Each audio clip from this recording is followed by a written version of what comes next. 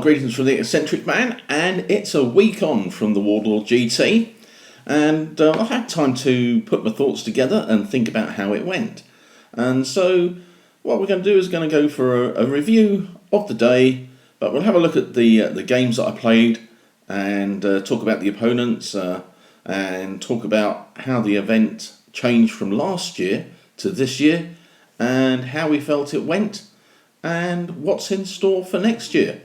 So buckle up, sit back and enjoy the ride. So as with last year, the tournament was due to be a 2-day event. We travelled up Friday night and then we played the games Saturday, Sunday. However, a week before the event, the heavy rains in the north of England, particularly in Nottingham, had caused the council to come out and look at the Marcus Garvey Centre, where the Warlord Games is situated, and the premises above where we have the tournament. And they closed it for safety reasons. So Warlord, at the last moment, so credit to them, in my view, not cancelling it, because people had hotels booked and no cancellation fees and people were travelling in from other countries. They were able to manage to get a venue for the Saturday. So the games were changed down to 1 day gaming, so it was going to be 2 750 games, 1 1,000 point game and 1 1250 point game. So credit to Warlord there for on my behalf for running it, so we did get a gaming weekend.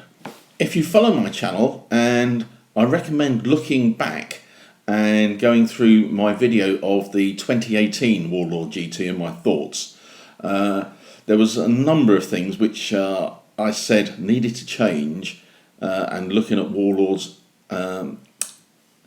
overall aim for bolt action. Do they want it just to be competitive, like sort of Warhammer 40k was, or do they want to have a gaming system where people enjoy the interest of World War II, looking at setting up proper themed lists, enjoying relaxed games with people and having fun. So this year they split it into two: an open event, which was going to be themed, relaxed, interesting armies, and then the competitive side, which was going to be full out competitive bolt action. Bring your cheese, play the game. I went for the open, and so did quite a few others. I think overall there was about 78 people who turned up, and the split was a little bit more for competitive, but I'm thinking there must have been around about 30 odd players who were doing the open event. So yeah, hats off to Warlord for running the two events. Also to Gary Betts and Colin Betts, there was criticisms last year over the table layout. The table sizes were wrong. It wasn't 6x4. The numbering of the tables was all over the place, because the scenario went with the table, and because of the computer system it was all over the place. But this year, 6x4 tables, properly set out in sequential order, and I thought in the open side, because I can only talk from the open side, I thought the terrain was really good. It wasn't too open, wasn't too cluttered. Interesting tables to fight over. So I enjoyed that. I did hear that from the competitive side, some of the tables were a little bit too open. That's probably because there was quite a lot of tank platoons that were taken in the competitive side. But that was that. So for overall, Warlord did also get the pack out very early on, following last year's really late putting out of the pack. Good parts to the pack and bad parts. It was a little unclear how the escalation of the armies was going to work. Did you have one 750 point army, and that had to stay the same through the 1,000 and 1250. You couldn't increase the sizes of the units that you have put in. So we still didn't get an answer to that. So that was a bit of a problem. So pack-wise, yeah, it was good. Themed to, as you tried to do, to a particular year. one reinforced infantry platoon or one tank platoon. Much better than the split between the either two tank platoons or the infantry platoon and the tank platoon. I thought it's much better that way, sorting out the armies to try and get rid of some of the overpoweredness of some of them. But yeah, so I thought the lead up to it, dealing with the problem was of the venue was really good. One little hiccup when the GT was announced and the tickets put up was that only the competitive event tickets were put up, and a number of people who wanted to go into the open unfortunately bought the competitive ticket. But that was sorted out within a couple of days, and people could swap from the competitive into the open. So that was sorted out. So the army that I took, well, it was the Defence of Britain, a generic base list based on the Defence of Britain book list in the Army book, adding in a couple of little variations. So I went for the Naval Observer, and we'll talk about him later on. I went for the Naval Observer, and I went for the Irregular Natives, which were going to be my auxiliaries, who were specially trained local people, farmers, gamekeepers, poachers, who were going to be a thorn in the side of the Nazis if they invaded Great Britain. So I'll put a link to the army below, and I'll put a link to the review of last year's below. So before we get into the meat of the day, I'd like to give a shout out to Colin Robinson, my gaming partner for many a year and bolt action opponent in many of the videos, and also to Lloyd Lewis, who we've met through bolt action but has become a good friend, and Tom, who came up with him from the southwest and stayed at the same hotel as us. We had a great time and great company. So thank you guys for coming along and making it a good time to have chats and laughs at the games. So thanks a lot, guys. See you at the next tournament, but which one will it be? So to the morning of the tournament, and the venue was really good, nicely spacious, had reasonably good lighting in the centre and to the sides, but a little bit dim at the far edges because it was a dance studio or theatre studio. But it was okay until one of the guys from Warlord was trying to brighten up the lights and turn them off, and it took half an hour to work out how to turn them full lights back on again. That was the start of really the problems for the day. Once again, Warlord didn't give the bets who were running the tournament full details of who were turning up. So when registration time came along, there were people turning up with golden tickets, and the golden tickets were given out for winners of events throughout the year to enter free of charge.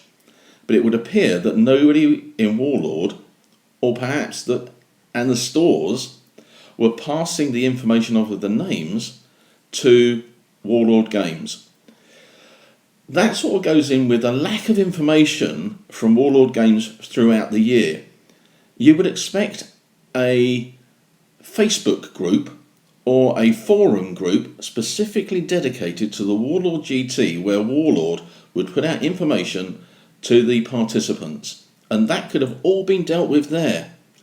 It's not rocket science. If you're giving out tickets, you need to know who they're going to, you need to know whether they're turning up, and they need to be on the tournament team runners list. This was a problem. They had to keep putting people's names in, and the start time of the tournament was going backwards and backwards. So far backwards that we got one 750 point game in between 8 o'clock in the morning when registration started, and we took an early lunch at 12 o'clock. One game. and that didn't go smoothly either. And up next is a video of my first opponent. Well, he was going to be my first opponent. We had been given tables, we had been given the name of the opponent, we had been given our scenario, and off we went to set up. And as we did, introduced ourselves, looked at the table, decided what the terrain was, how it was going to affect the game. We went through each other's army lists. We went through the preliminaries of the scenario, and we were just about to start the game when we got told, stop, we have to do a redraw. And that's absolutely crap. Absolutely. And this was all to do with people not turning up, or turning up and not being on the system, not being registered, and having to be put into the open and the, well, probably just the competitive pool, but there were probably some late people turning up for the open as well. But what a pig's ear. One game between 8 AM and 12. But I said I would keep Andy in the video, so here he is. And cheers for Andy. I would have liked to have had a game, but he did play Colin, my friend, in the last game. So, first game at the GT, and we're playing Andy and his British Paras D-Day. Yes. D-Day list, which is quite a nice little one. I'll put the picture of it into the video so you can see it. So we're playing key positions, so we'll see how we go. Yeah, so as I said, I would have quite liked to have played Andy's army. It was a paratroop army based on Market D-Day. So you got squads of paratroopers as veterans and a bit of armour. So a Tetrak, an armoured car and a universal carrier. So that was going to be interesting. But lo and behold, we didn't get to play, which was a real shame. But he did go on to play against Colin in the final game. Sadly for him, Colin did beat him. So sorry about that. Yeah, nice to meet you, Andy. So into our first proper game. So, a change of plan, and we're now playing John and John's Fallschirmjäger army from Op Mercury. So, lots of veterans and some vehicles. Motorcycle, isn't it? Motorcycle sidecar, yeah. Not seen one of them for a long time in the game. So, we're still doing key positions, and we're on a more frosty board. So, we'll see how we run out. So, key positions, and the artillery observer, the naval one, was quite useful in game one. Didn't particularly kill anyone, but did put enough pins on units to stop them advancing quickly towards the objectives. And that was useful in the key positions. So John was able to take one position straight away because of the positioning of the objectives, because I wanted to choose which side of the table to go on. I was able to take two objectives quite early on. So my plan was to try and get a third to get a good win out of it. The naval observer brought down the barrage, and it did cause a lot of trouble on the left-hand side with the number of pins and units that were under the area template of it, so the larger diameter. So that was useful, and then I managed to take out his little howitzer, and to a degree that was his anti-tank capability out the way. So that meant my A9 had sort of free run. So I was able to take 3 objectives in the end and get the secondary objective, and that gave me 4 points for the first game. So that was a good start. But it was a fun game playing against the Fallschirmjägers. Next, yes, the one game from 8 o'clock to 12 o'clock, and then we had lunch, and then after lunch the computer system used by the event runners, Gary and Colin, crashed, and they're only using the one computer for the two pools, which meant they had to focus on a pool, and they focused on the competitive one first, so that meant ours was out of sync. So they started earlier than we did by about 15-20 minutes, and then we didn't have a big clock to see because that was being used by the competitive pool. So I know we had our own watches, but it's always nice to have another clock. But anyway, we had lunch and then we started off on game 2, which was another 750 point army. So game 2 is going to be meeting engagement, playing Johnny. Hello Johnny. And Johnny has got the Finnish continuation war, I think it is. So I've got a picture of that and you can have a look at that below. So that's good. So we're running a little bit behind schedule on this today. There's been a few problems, but we've had lunch. So we're going into our second game. I've not played too many Finnish armies. In fact, I've played one, I think, in all the times I've been playing Bolt Action. They have some quite good special rules. Units can advance, go into ambush, and then roll to see if they want to fire at the end of the turn. So that's a quite useful one.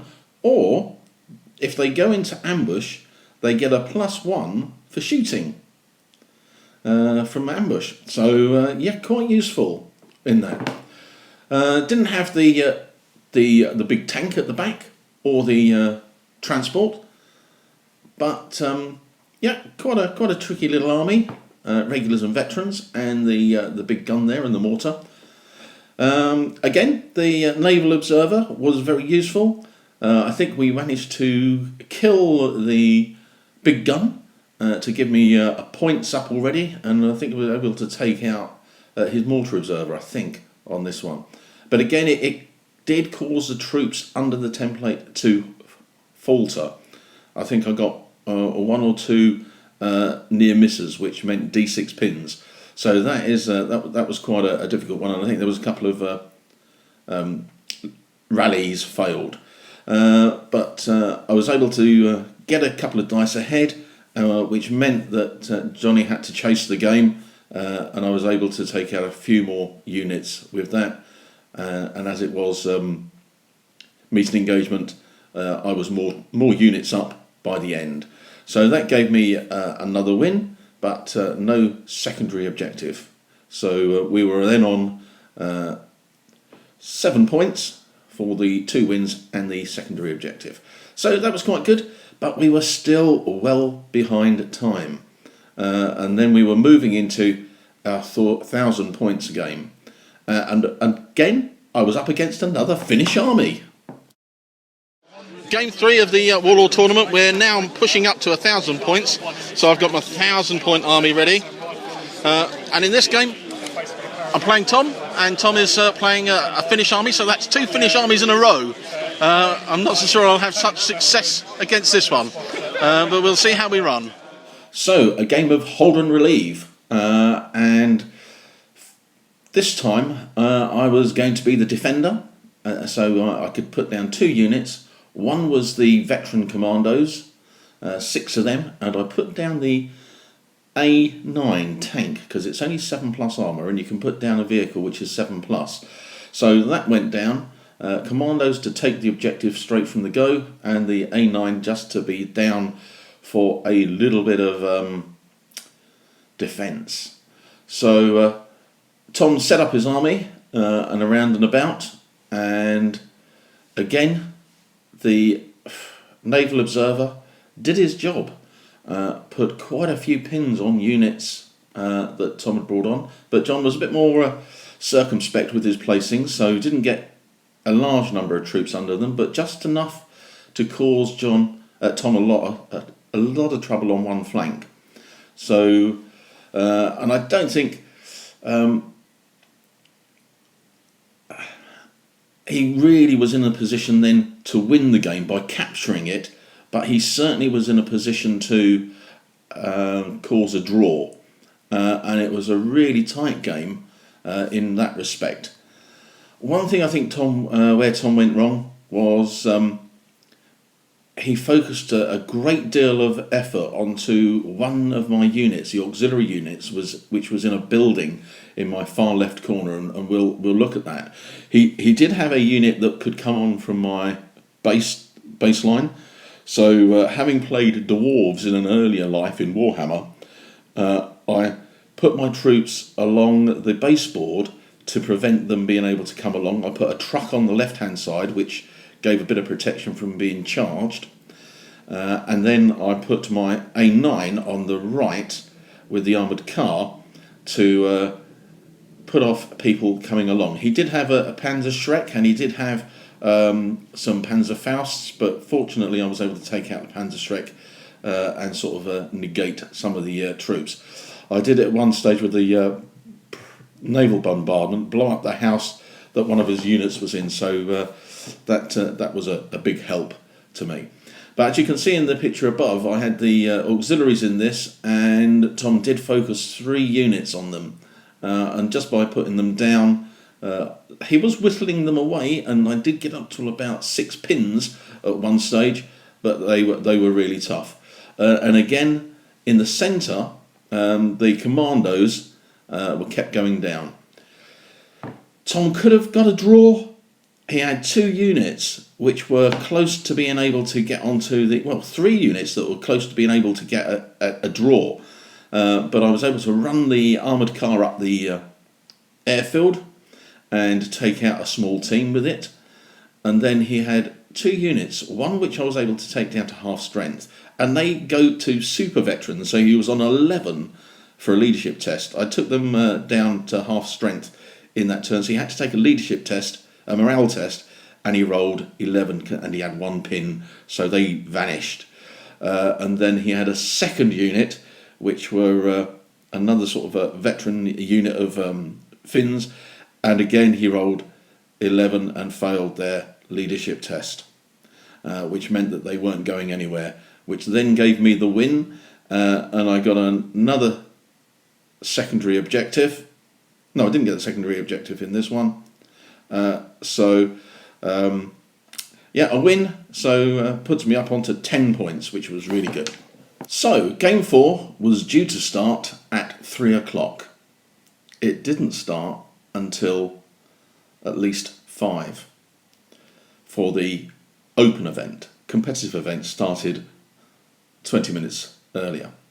So, the 4th game was due to be 1250 points, so you would think it's going to be the longest game, going to get 2.5 hours, so that's going to take it up to 7:30. We're now running at least an hour late or more, so we're moving into Game 4. I did ask the organisers what size armies we should use, and I was told 1250. Apparently not everyone got told that. Other people got told, well, choose the one you want to do. And it probably, in hindsight, if we'd been given that, we would have chosen a smaller game, either the 1,000 points or the 750 again. But I didn't get that option. I was told 1250 points. The difficulty with it now is that it's got so late and people obviously had other plans. People were leaving, and that was certainly the case in the open. So it came down to Game 4, shout out, choose your opponent, choose your table, choose your scenario. Not good, really. So with that, I found John again, and we decided we would play our 1250 points, and we decided we would just do a meeting engagement to play.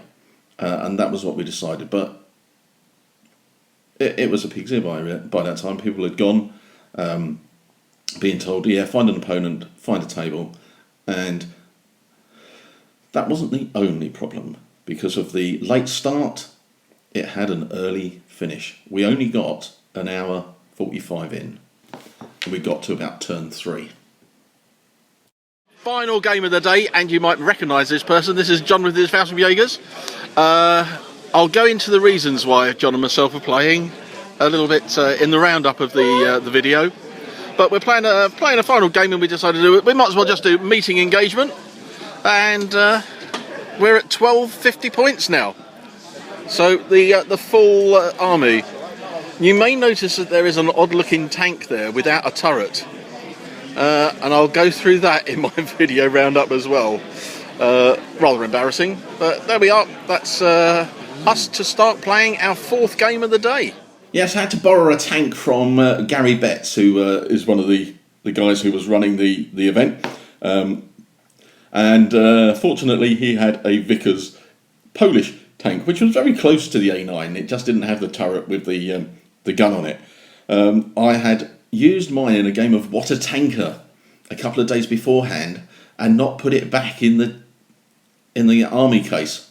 What a mistake to make. So I was really annoyed with myself for that. But that's why we had that one.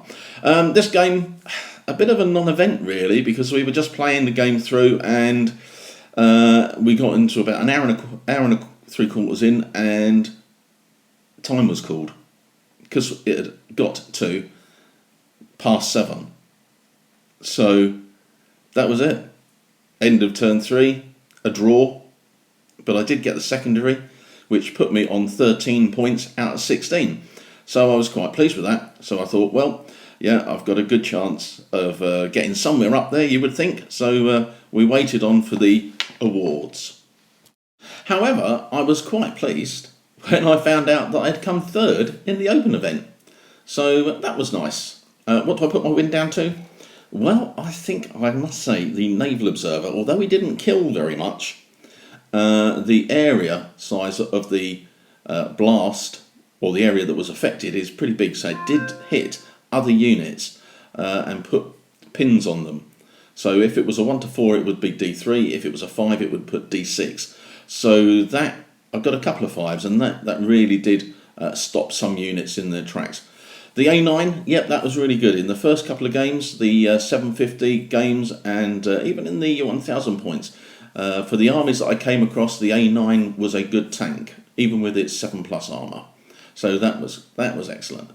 So, yeah, pleased with that. And I got a £10 voucher for coming 3rd. Now, I got a voucher for coming 3rd, but we'll stop and we'll have a chat about how the prizes were given out.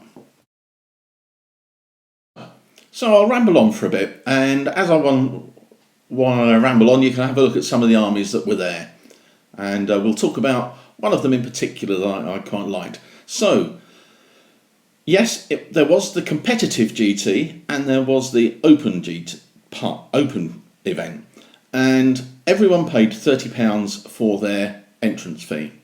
We got a £10 voucher back because of the one day that was closed. There was a little problem over that because they wanted it to be spent on the day in the store. So that wasn't going to happen, for obviously people were turning up and weren't turning up and things like that. So that was changed. Prizes for the open event. The first place was £30, second place was £20, and third place was £10. There were prizes for the wackiest armies, and there was 3 of those and a best painted that was awarded. Prize for the GT competitive. £100 first place, £75 second place, £50 third place. Now, I think that is out of order really in comparison to the open event. There were only probably 10-15 players different, and I would have hoped that the open event would have been supported as well as the competitive.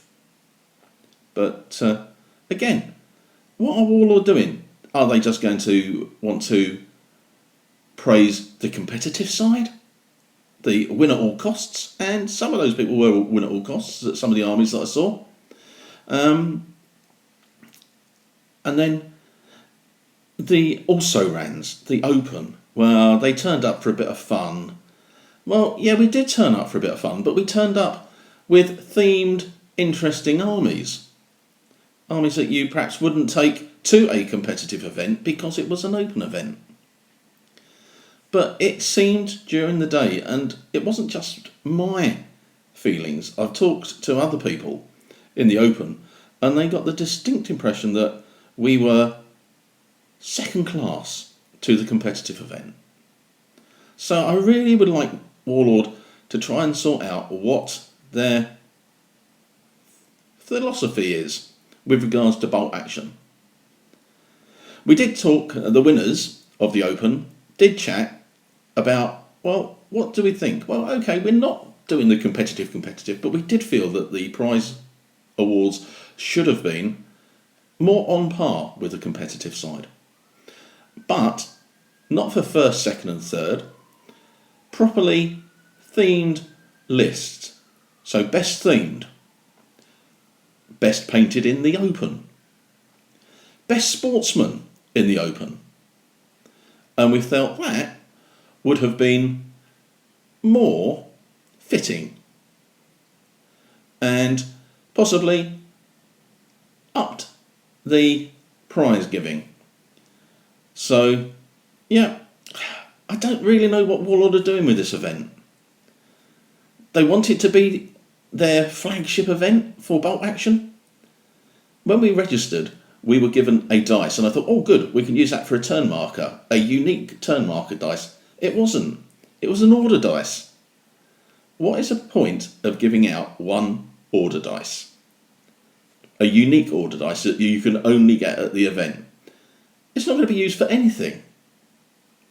So, yeah, a unique D6 might have been useful to be used as a turn marker, but nothing else. And so you think, no little goodie bag with anything in it? No, nothing. I don't expect a goodie bag with great stuff in it, but perhaps something commemorating that you've got along to this event. So, yeah, not good at all, really, I think. And Warlord really needs to start to think about what they're doing. I was asked what would bring me back next year. Nothing. Well, I say nothing. What would bring me back in 2021 would be good reviews from the people who attend in 2020. However, I do know that Warlord have been approached by the organisers of a Cam's Bridge Too Far to say that they would run it. But again, will Warlord allow them to run it in the way that Cam's Bridge is run?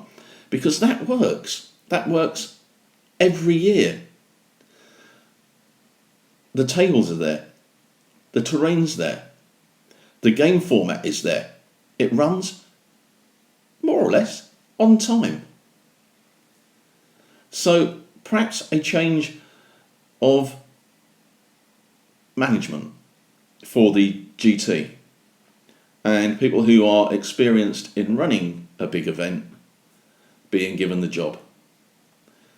But at the moment, no, I wouldn't go, because 2 years now and there has been the same sort of problems. Yeah, they had the problem with the venue, they sorted that out, and we had one day event, that was good.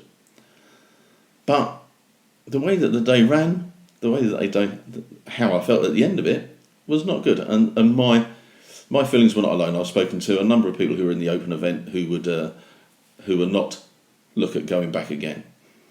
Competitive side, I didn't play in that, but I have spoken to some of them. They had problems during the day, timings. They had to change opponents twice, apparently, after being told who their opponents were and setting up. And I believe there were also problems with the scoring. And that will be a focus of, I would think, the Juggernauts podcast. So it'll be interesting to see the competitive viewpoint from the Juggernaut team. Yeah. Did I have a good time? I had a good time playing against the opponents, and that was a success for the Open event. A big shout out to Russell Wright, who on the day was due to play but volunteered to actually help with the running, and he did a good job shouting out, running around, doing things. So thank you, Russell, for doing that. Yeah, my three opponents, John, Tom and Johnny, excellent games, really enjoyed them, fun games, relaxed, interesting armies. Yeah, it's what it should have been, the Open. And I would hope that the Open goes ahead and runs again next year. With, as I said, best themed lists, best painted, and best sportsman. Or sportswoman, if somebody's there. So that's what I would hope. And prize on par, at least, with the competitive side. So it shows that bolt action, yeah, you can be competitive, but you can also do it the themed, the open style, running both of them in conjunction. That's what I would hope from it. So yeah, very mixed, but overall very disappointing with how the day ran. Well, other bright things. Well, did actually get to meet up with Carlos from the Spanish team, who had come from Spain, as you would if you're Spanish, and who gave me a couple of dice from one of the guys, La Remont, at La Remont on Twitter, that I chat with, who runs bolt action tournaments in Spain. So that was very nice, and I could be able to pass on a couple of eccentric men dice to him. So, yeah. Yeah, interesting. Now, finishing off, I think, with my army. Yes, I liked how it ran. The troops weren't top notch with what they were. The units were a small size.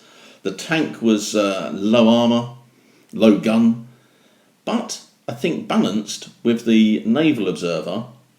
It wasn't too bad, and it became quite a balanced army, and yeah, worked quite well. I did like the A9. I kept it safe. I've learnt from my practice games, I kept it safe, not putting it at risk. And the naval bombardment, yeah, really good at disrupting troop deployment, and if you got some kills, well, that was an added bonus. But I know in the competitive side there were a lot more naval observers in the British, coupled with very nasty lists. Apparently, talking to Paul Walker, in the Scottish Open, somebody turned up with 2 British platoons and 2 observers, paid for observers. So yeah, that's not good. So, last thing, I think then, the weird and wackiest army. Now, that went to a British one. There was 3, I think there was 3 that were handed out. One was a British one, which was a home defence, and that had some of the old odd ones, the Panjander armour, whatever it is, and the Blacker Bombard, and some things like that, and tortoises. So it had those. So that was fine, that was fair. And then there was 2 other lists, and I can only go from one that I saw, which was Tom's, Finnish, and that got a weird and wacky. Now, I didn't see anything weird and wacky with that. It was a Finnish army. And then the other one that was weird and wacky, that seemed to be just a sort of normal army again. Now, the one that I thought should have got placed was Johnny Curran's Brandenburger, which I've got the pictures here, which was on the rugby field with the glider. The glider was terrific. It was 3D printed. It was one of the Dewey Cat from 3D Wargaming on Facebook, one of his prints or STL files, and it looked really good. And he had so many different troops on it. Nuns, inquisitors, loads. You can see the pictures here. And I thought that would have been placed, but no. Anyway, enough rants. Would I go again?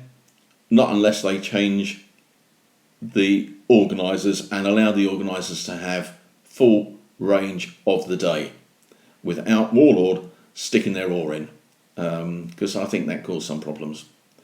So, yes, I hope you enjoy my rant and ramble. Yes, sorry I won't be going next year unless things drastically change. So, thanks very much for watching. I hope you did enjoy it, nevertheless. Please give it a thumbs up if you did. If you think I ranted too much and you didn't like what I did, give it a thumbs down and let me know in the comments below. Subscribe if you haven't and hit that notification button. So till the next video, take care. See you soon.